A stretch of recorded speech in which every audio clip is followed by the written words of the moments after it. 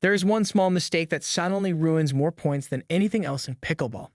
It does not matter how fast you move or how strong your shot is. If you are getting this wrong, you are setting yourself up to fail. The paddle face angle is the sneaky culprit. Most players never even think about it, but it is constantly working for or against them. When it is off, the results are frustrating. The ball hits the net, flies out, or goes in a completely different direction than intended. But the good news? Fixing this can lead to an instant improvement in consistency and control. If you have ever felt confused about why your shot did not go where you planned, stay with me. This one change could be the difference between winning and losing points. The one overlooked thing that's wrecking your game. The ball always goes where your paddle is facing. That sounds simple, but it is the root of a lot of mistakes I see players making. Many people focus on their swing, their footwork, or even the grip and forget that their paddle angle is quietly doing all the talking.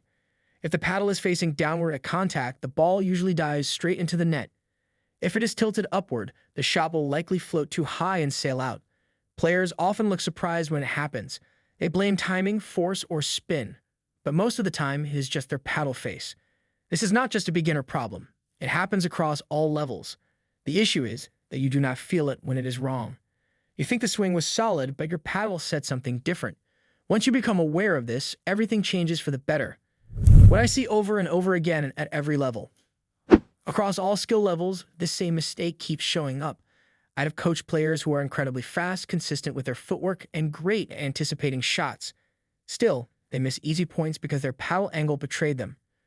One moment stands out where a player nailed a perfect setup, had all the time in the world, and still sent the ball straight into the net.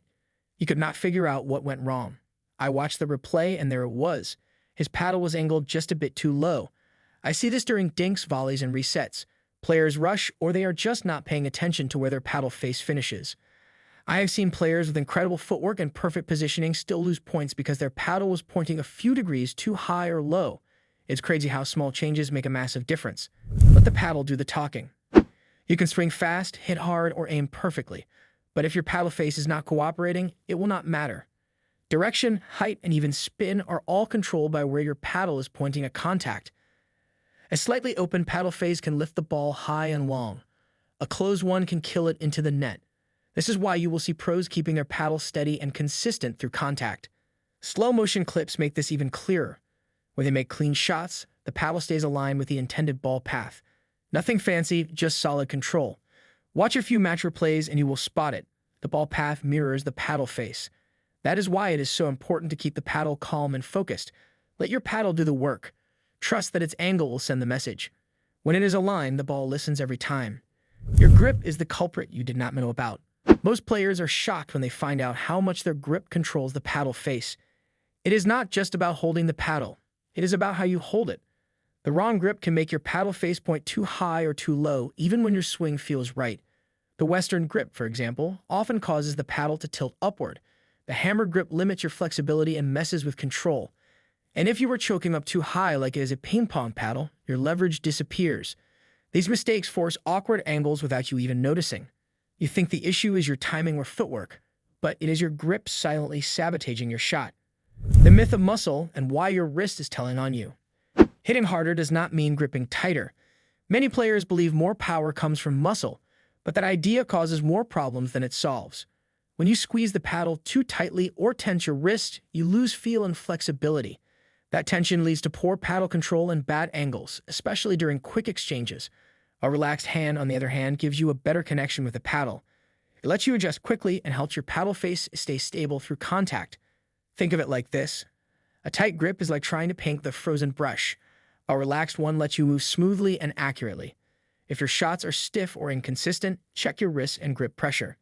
You might be muscling the ball more than you think, and that is throwing off your angle every time. Watch the pros, they know exactly where it is pointing. One of the most impressive things about top players is how aware they are of their paddle face. Even during fast-paced rallies, they stay in control of where their paddle is pointing. You'll rarely see them flailing or finishing with the paddle facing the wrong direction. In slow-motion clips, it is even clearer. Their follow-through always matches the intended ball path. No flinching, no guessing, just clean, deliberate movement. This level of control does not happen by accident. It comes from understanding how paddle face affects every part of the game. You will never see a pro finish a volley with their paddle flat. There is always intent behind how their paddle finishes. It is never random. The simple fix that could save you 5 points a game. Improving paddle face awareness, it does not have to be complicated. A great place to start is with shadow swings. Stand in front of a mirror or your phone camera and swing slowly. Watch where your paddle is pointing at the end of each stroke. Another useful drill is to freeze your paddle right after contact and check its position. You can also record short rallies and play them back to spot any paddle angle errors. These little habits create awareness. They teach your body how to keep the paddle face consistent without overthinking during real games. No special gear needed. Just focus and a few minutes of practice each day. This tiny fix can easily save you 5 points per match, maybe more. Think finish, not just hit. So many players make good contact, but their paddle face ends up pointing somewhere completely different by the end of the swing. That is a problem. Where your paddle finishes is just as important as the moment of contact.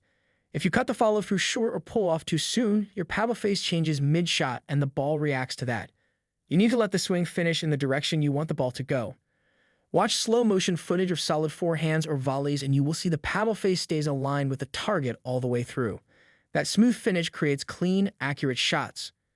I used to rush to reset after each shot, but once I focused on finishing the swing properly, my consistency shot through the roof. What you will start noticing now that you know. Once you understand this concept, you will see it everywhere. You will spot paddle face mistakes during dinks, smashes, and volleys. That ball into the net was not about timing. That shot that flew long was not just power. It was the paddle angle doing the damage. You will also catch it in other players' games. That awareness becomes your edge. Control does not come from swinging harder. It comes from being intentional about where the paddle face is pointing before, during, and after contact. The more you pay attention, the clearer it gets. You do not need fancy gear or years of training to fix this mistake. Paddle face awareness is simple, and it works fast. If you start practicing it now, you will likely notice better results by your next game. Every shot you make is shaped by your paddle face, so this one habit affects everything.